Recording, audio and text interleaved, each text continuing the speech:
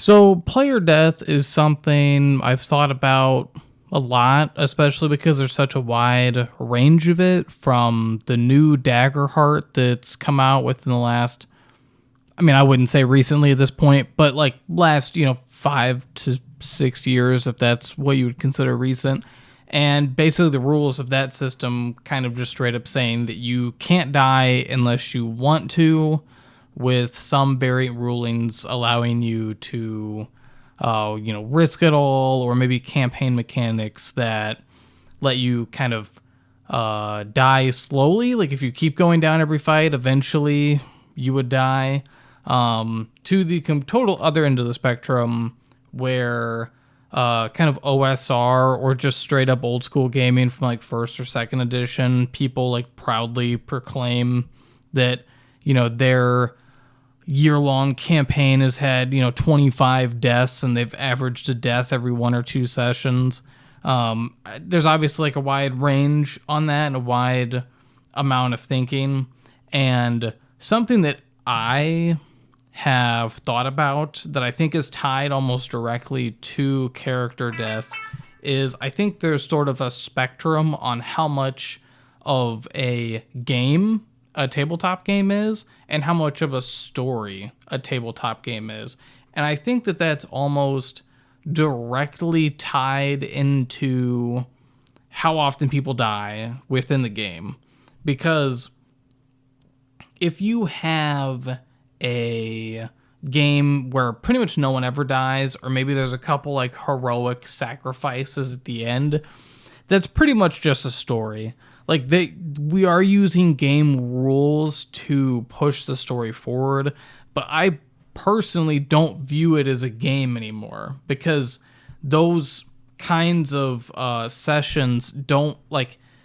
There's not a whole lot of tension of you actually losing your character. The story is going to progress forward in some way, and most of the time it is almost guaranteed that the big bad will be defeated at the end of the campaign. It's very rare that you actually like meet someone who's made it to the end of a year-long campaign and their party legitimately failed and TBK'd to beat the big bad, and that was just the end of the game. Like, it does happen.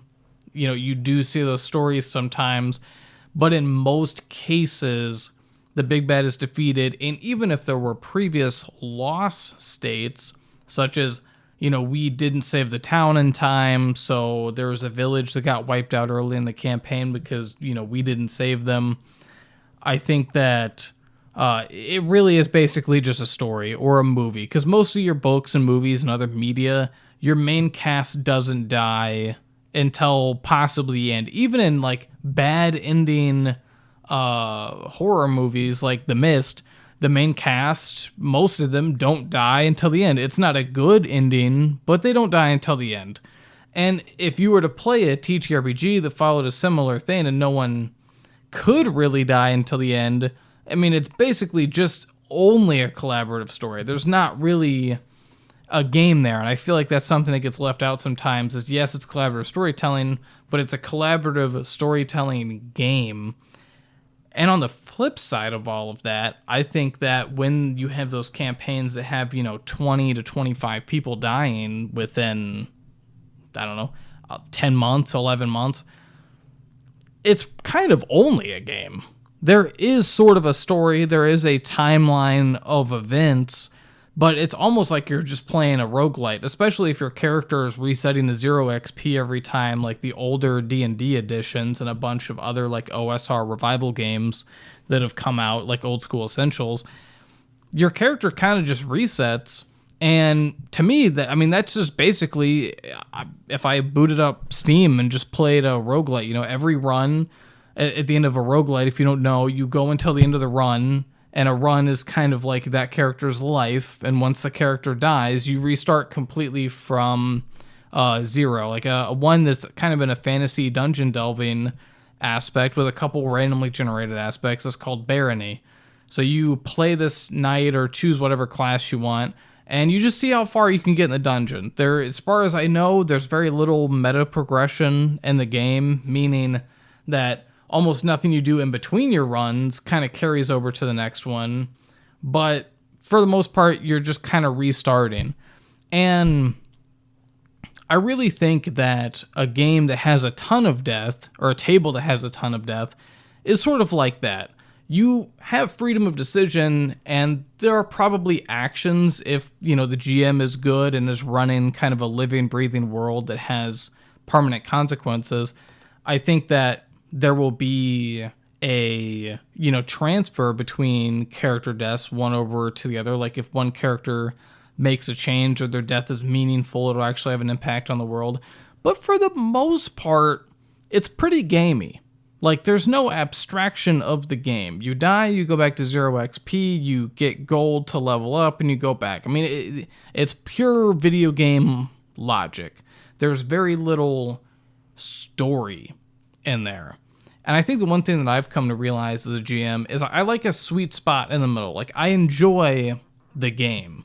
And I think that the game needs a lost state, and that the only truly meaningful lost state is losing your character. And that's not at the big fight at the end. That's not at only major plot moments where the players can kind of guess, like, oh, someone might actually die here. That's at any time. You can die during travel. You could die to some bad rolls on an encounter leading up to a boss. It's not like statistically balanced in your favor at all times, except for dramatically appropriate moments. I think that's where I like my own games to be at, which is pretty far from, say, like Daggerheart or any like Critical Role cast style play, where it's almost impossible for characters to die unless the player explicitly allows it to happen. I think that for it to be considered a game and not just a collaborative storytelling experience that has maybe some rules around it, but an actual game with a win and loss state, winning typically being, to me, survival and completing goals, and losing meaning you lost your character. That's the final loss point. There are other loss stages, but I think that the most meaningful one and the most hard-hitting one is definitely threatening a character itself. I feel like if you don't have that, you're pretty far on the spectrum from a game. You're way over here into just storytelling if characters can't actually die. But that's just my thoughts on it. Curious what everybody else thinks. See ya.